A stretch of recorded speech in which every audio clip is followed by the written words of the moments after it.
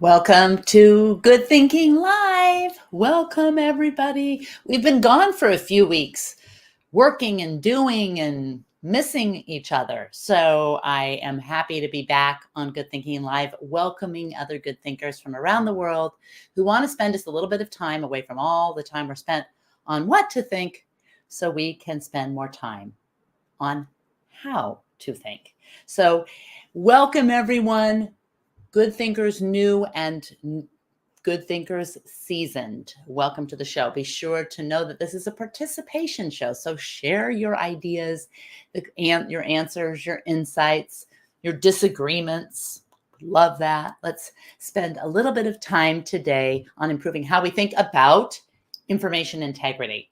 And information integrity is a weird one because, some people have said, I've just given up. I know my sources. I go to my sources. That's what I need to know. But I think by the end of today, you may think a little differently about information integrity and maybe even have some hot tips for how to improve the reliability of the information you use to make decisions in your life. So I'm going to say hi to some people. Let us know who you are and where you're from in the chat. Welcome, Abdurrachid, regular good thinker. I'm so glad to see you here. And you always provide such excellent insights. So welcome to the show, but continue to let us know who you are and where you're from, and we'll get started.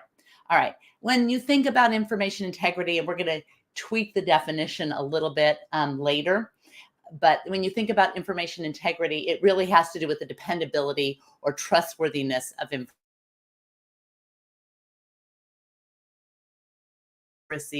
and consistency and precision, and therefore the reliability of information content. So that's what we're going to talk about, and maybe some ways you haven't thought of before. I'm going to welcome some people on the show. Welcome, Mohammed. Hi from Bahrain. Fantastic. Fantastic. I love it. We have got Mayreed from Dublin. Welcome. We have got, it's going so fast. I want to make sure I can. If I miss you, it's not because I intended to. Just say it again, and the scroll goes so fast. We've got Mutha Kamar from Chennai, India. We've got Reina. Welcome from Egypt, an engineer. We've got Barkley from Portland, Oregon. We've got Fatima. I never know if it's Fatima, I think it's in Spanish, or Fatima from Sudan. Welcome to the show. We have got Uluwasagun from Nigeria, and we've got Alan from Rio. So we've got, the thing that's cool is we've got people from all over the world. And this is important because the information, the dissemination of information right now really knows no boundaries. It used to be, you could read in the local paper and you get some national news, or you turn on the news at 6 o'clock and you get what was provided. Now we have information from, the guardrails are down. We have information from everywhere. So how do we put our own guardrails on information, not so we can shield ourselves from reality, but so that we can get closer to the truth, actually see reality and be brave enough to face reality. So that's what we're going to talk about today. So we have got Mohammed from Pakistan and Doug. Hi, Doug. Welcome. And we have got Kamal from Algeria.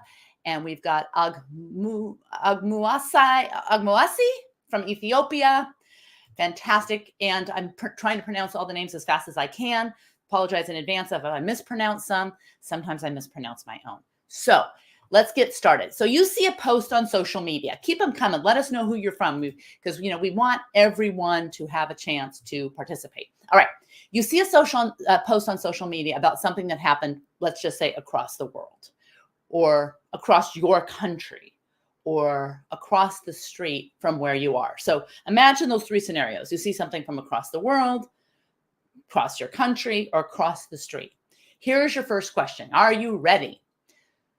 Do you question whether it's real?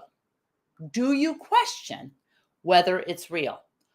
Always, sometimes, or never. And if it's different for the different things, like something across the world, maybe you see BBC says something, or, Times of India, and they report something. Do you give that more credence and you don't question it versus whether it's real? That's always, sometimes, or never. Ezra from Kenya. Stephen from Portland, Oregon, USA. Hi, Tajwar. And Abdurrachid says, first answer, Abdurrachid says, always, always. You think, God, that's exhausting. But rubber chickens. For those of you new to the show, there are rubber chickens that you get for participation. So Abdurrachid says 2 rubber chickens for the first answer always. And there's not right or wrong answers, by the way. I mean, sometimes there really maybe are, but not to this, because it's just a question. Always. May says always. Aha, we've got always from Muthu Kumar, and we've got welcome from Pakistan, and always from Habib, and usually from Barkley, and usually from Fatima, and always from Agbusa. Okay, so we've got usuallys and always. We don't have anyone never, but is it true? Like, could you get information and you just say, I'm going to trust it? Because not trusting it or questioning it, I don't have time, or I don't have the mind share, or I'm too stressed anyway, or it's something I want to believe. I want to believe this is true because it fits in my worldview so beautifully that I don't question it. Don't question it. So we've got always, and we've got usually. Hello, Sajish. We've got a lot of different answers. All right. So when you do question whether the information is accurate, how do you determine whether the information you access or the information that's fed to you has integrity? Has integrity. And we're going to talk about the difference between integrity and other things. And this is going to help you increase your increase the reliability, how much you can rely on information. And it's going to be some hot tips. So stay with us. All right. I'm going to tell you, but first, how hard is it for you to assess information integrity? Is it hard? Not very hard? Or, is hard impossible? Not very hard? Or it's easy? How hard is it for you to assess information integrity? Francis says, always. Fact check. Okay, how do you fact check? That's great. So, geez, you queued it up. How do you fact check? How do you assess information integrity? And is that the same as fact checking? Is that the same as fact checking? All right, Abdurrachid gets a bonus. RRV. How many of you have taken our LinkedIn learning course, Critical Thinking? I think is it critical? We have 3 critical thinking courses on LinkedIn. We have critical thinking for better judgment, decision making, developing a critical thinking mindset, and critical thinking for more effective communication. And I can't remember which course addresses RRV, but RRV is your little hint for reliability, relevance, and validity. Okay. So Courtney says, does it have loopholes? Okay. How do you find whether it has loopholes? Let me tell you a story. And this is a story that's kind of scary. So if you don't like scary stories, it's real. And it's something we're going to have to face. And I'll tell you why, and why information integrity and the ability to assess it, which you guys will have this kind of upper hand, is going to be incredibly important. Okay, this is good. I have to take this one. Slow down and question the CRAP test: currency, reliability, accuracy, authority, purpose, and point of view. Okay, I love that. What's the difference between all of these? And that's what we're going to get into. I love it. That one gets we need a rubber chicken for that too. That's a good one. Everyone's getting rubber chickens, but sometimes I forget to put them out. All right. I'm going to tell you the story. This happened. A friend of mine had a friend that just got married, and she told him about this story that her husband, they'd been together for years before they got married, so they knew each other very well. Her husband's a contractor, so he's driving around in his truck a lot all over town, and he gets a call from his wife, his new wife. And she's frantic. And she says that she has been kidnapped. It's her voice, 100%. 100%. He knows his wife's voice. He knows when she's upset.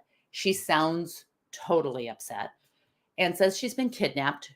The call was not from his wife's phone, so that she was given the phone of the kidnappers, and they were demanding a ransom and that he should listen to them.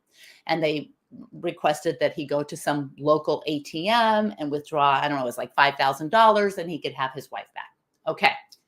So he's freaking out. This is, like your son or your daughter, your best friend or your spouse, your partner calls you, you know their name, you know what they sound like. so he starts driving over to the ATM. And in the meantime, he just thinks, oh, wait a minute. He calls his wife's number and he's making it to, he calls the police. They tell him not to, all this. He calls the police. They say, well, we're going to go to the ATM. Don't go to the ATM. But he heads to the ATM because what happens is if you don't practice assessing information integrity ahead of time, when we're panicked, we don't have the muscle memory. We don't have the experience to rely on. So this is why it's so important to practice it now, because then when we humans get emotional or stressed out, we forget. So we have to rely on muscle memory or practice. So this is why it's so important. So anyway, so he calls his wife and she answers the phone. Hello, honey. So at this point, he knows that it's a scam. So I don't remember if I think the police met the people, they chased it. There's like a thing, but it wasn't his wife, but it was his wife's voice. So this happened. This was like a month and a half ago. Okay. Like a month and a half ago. All right. So my next question, while you answer that, I'm going to come to some of your other answers. As of January of this year, how many seconds of audio, don't look it up, don't Google it because you might get misinformation. How many seconds of audio are required to recreate someone's voice? So put in the chat, how many seconds of audio are required to completely recreate someone's voice as of this year, January of this year. All right. So put it in the chat and I'm going to go back to some of your answers. So Muhammad says usually assesses the whether the information is, has integrity. Ezra says sometimes because I work with intuity. Okay. So you work with intuition, and Abdurrachid will tell you, he could probably weigh in. If you've taken our critical thinking course, you would know, maybe about, or maybe you have, that intuition isn't necessarily a very reliable tool for assessing information integrity, even though it feels like a totally reliable tool. Okay, hard. It's hard to know. It's hard to figure out whether something has integrity. I agree. Intuition overcome through his intuition overcome through his emotion. Yes. Okay. So now we got some answers. Ray, I missed you. Ray. Okay. 30 seconds. That's a guess. 3 seconds. Courtney, LinkedIn learning user. Sorry, I don't see your name, but 10 seconds. Good guess. 30 seconds. Good guess. 3 seconds. Good guess. Fatima, 3 seconds. Good guess. 15, 45. Okay. So those of you who said 3 either know about this new AI tool, or you Googled it, or you're following along. 3 seconds. 3 seconds of your voice, me being on this video where someone listens to my voice because we're doing good thinking and could recreate my voice, send it to someone, my friend or family member, and simulate anything. 3 seconds. So we said, 45 seconds, 10 seconds, experience, 5 seconds. So we've got, okay. So sometimes you're answering different questions. So that's okay. Everything's great because we have delays and everything. All right. 3 seconds of video, of audio. Sorry, 3 seconds of audio. Microsoft has developed an artificial AI tool that needs just 3 seconds to learn how to imitate your voice. And it's not that hard to use. It's not like you have to be super, super techie to be able to use that. All right. How about video? How many seconds of video are required to create a deep fake video? Come on, put it in the chat, put it in the chat. And while you are putting your numbers in the chat for video, how many seconds you need for video, I'm going to say that, as Abdurrach had alluded, critical thinking is at the heart, information integrity rather, is at the heart of critical thinking, because it's all about the quintessential critical thinking question: how can we find out if this is really true? Not a strategic thinking question, the root cause, not a creative thinking question, how do we solve this problem? A critical thinking question: how can we find out if this is really true? Okay. You go, true, what is it? Meaning of truth. All of that is really fun to dissect. So we're going to put your answers to the video. So I don't know if Sajis is saying 5 for the audio or the video, but we'll say 5, 10, 10, 25, 15, 30. Those were guesses that I would have made, because I will tell you, in order to make a deep fake video, as long as you have 3 seconds of audio, you need a photograph. You don't need any more video than that. You need a photograph. So with a photograph and 3 seconds of audio, you can make a deep fake video. Varying levels of, perfection, quality, whatever, that might have a lot to do with who's using it, but that's all you need. And when you put that ingredient in with something that evokes emotion, our human brains don't look at the uncanny valley little differences. They might not look at the fact that, I know Becky, she never makes this face, or something like that. We don't think like that.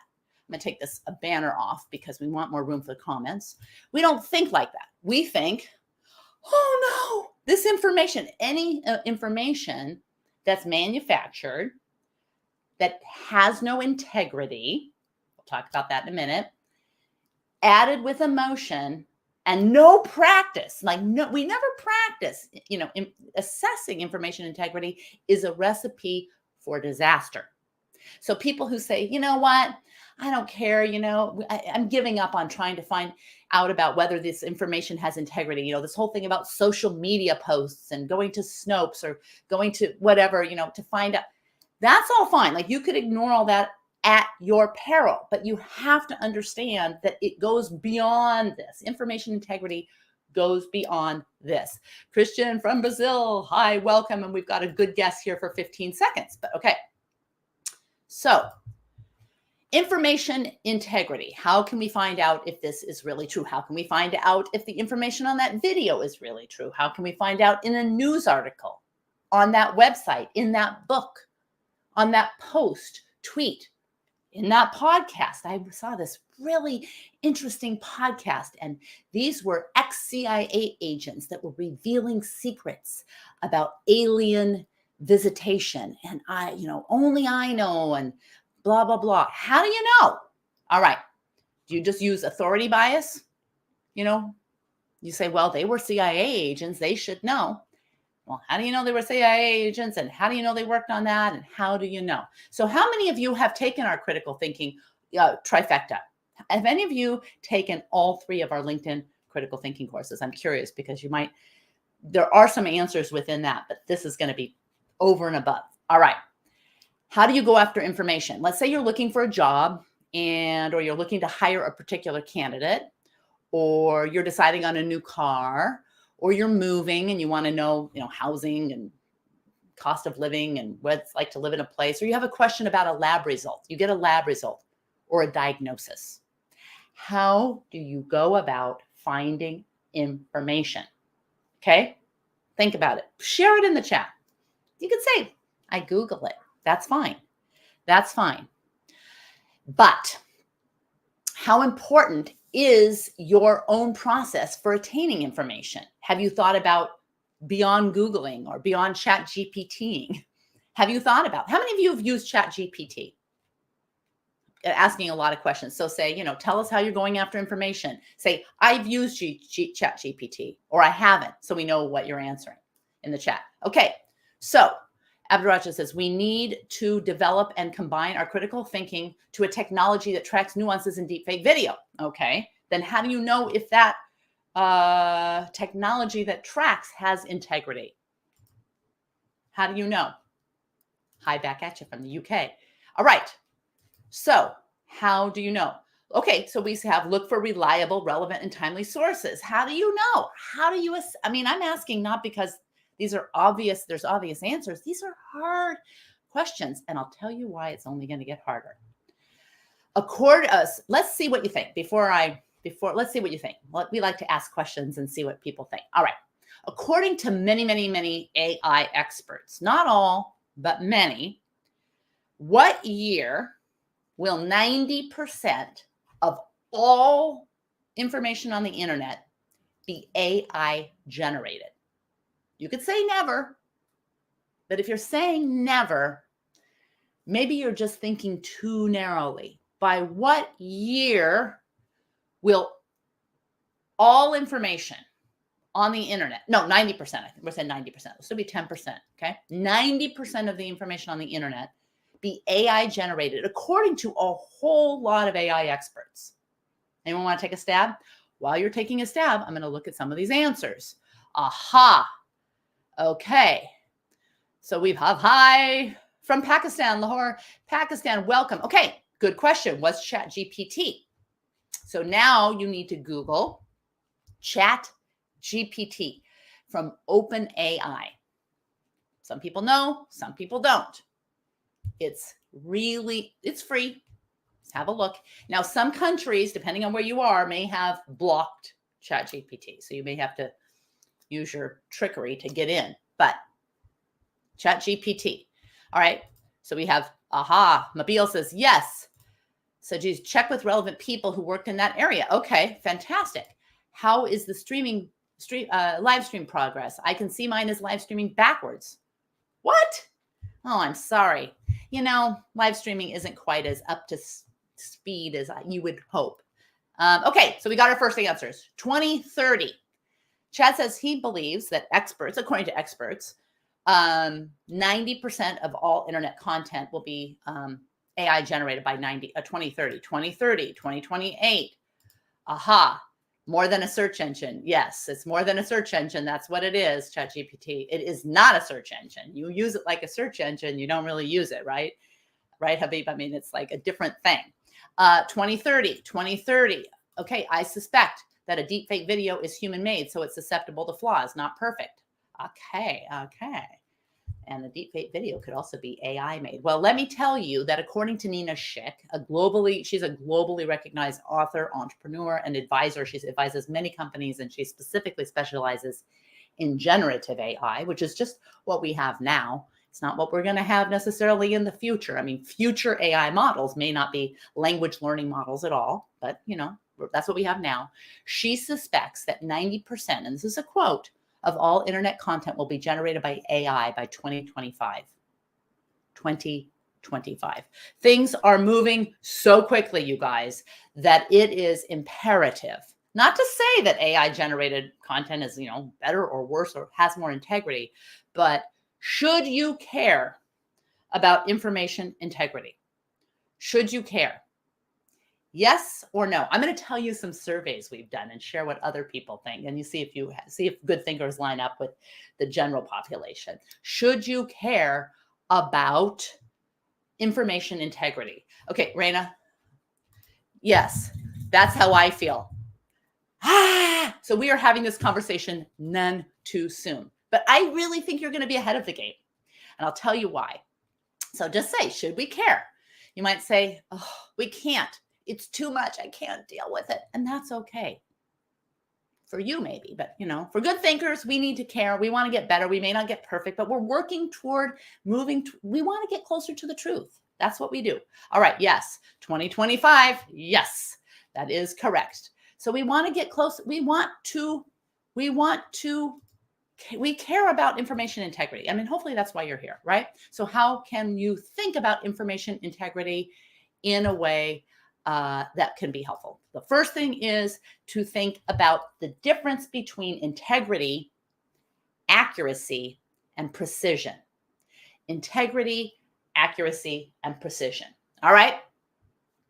Just keep those three things in mind, and the difference can help you a lot. All right. Integrity really refers to whether or not the data has been changed or manufactured, like altered and, fake, changed. So can you trust that someone is not trying to manipulate you by making stuff up or selectively putting in, cutting and splicing? You can think of integrity that way. Are you being manipulated purposefully by information that's custom made for your brain to make you think or do something else? Or can you trust that someone isn't just making a mistake by misrepresenting data or a conversation or a policy? Now, integrity can be intentional manipulation and accidental. Like, I interpreted this policy incorrectly, so that, the information I gave you about it didn't have integrity. Okay, so that's integrity. Kind of think about that. Accuracy is different. Accuracy is how much the data is doing what it's supposed to do, or telling you what you, or even better, maybe telling you what you expect it to tell you. For example, accuracy refers to whether the measure measures what it's supposed to measure. Does the data reflect what we think it reflects? Can we count on our customer survey to tell us what customers want? Can I count on my search engine to give me the right answer? Is Google accurate? Okay. Is it accurate? Precision is how tight is the accuracy. This watch correctly tells time. The precision is that it's accurate to 5 seconds, which is like more precise than I need. Like, if my watch told me within a minute, that level of precision would probably be fine. But in some cases, that level of precision is not fine at all. So precision depends. Like, if you tell me, meet me in the afternoon, that may or may not be precise, depending on what my expectations are. All right. Okay, so we have got some comments. I'm just going to bring in your comments quickly so people can see them in the video. All right. So, for example, the news report gives me the gist of what went on in that big debate, some political debate or some debate but I want to know what was whispered when the microphones were turned off, because that may actually give me a more precise information. The problem is that many companies and many of us put accuracy ahead of integrity, which can lead to severe consequences. All right? It can lead to severe consequences. I'll give you an example. You get a text from your best friend. This is just a personal one. She tells you to meet her at your favorite restaurant on Sunday afternoon. Sounds good. So you go to your favorite restaurant and she's not there. You wonder, where is she? Turns out you realize that her measure of your favorite restaurant was not accurate. Not anymore, because 2 years ago, you used to have a different favorite restaurant. All right? So favorite restaurant was not accurate. Wasn't an accurate measure of where you're supposed to meet. All right?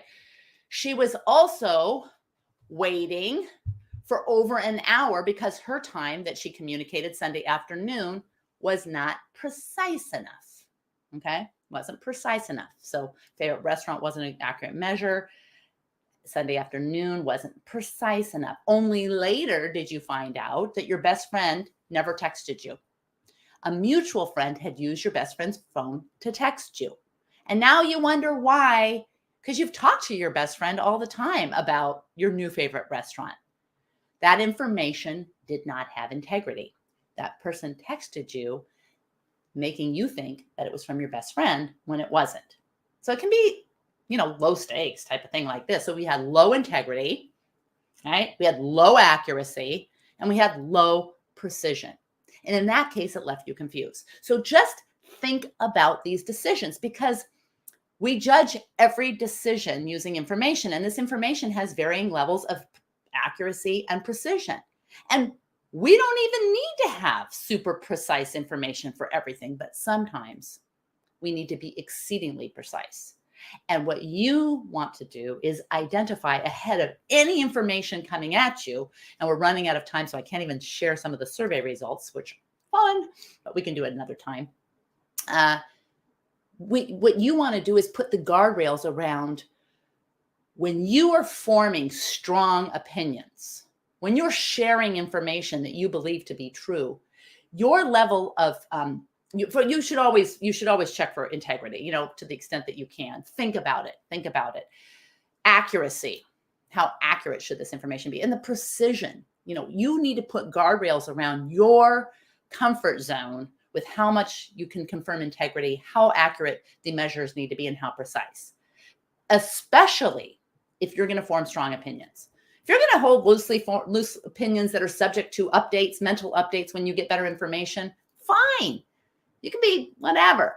But if you're going to form strong opinions and share something or write something or share a point of view, you better have those guardrails around a certain level of accuracy and precision and have checked for integrity. All right.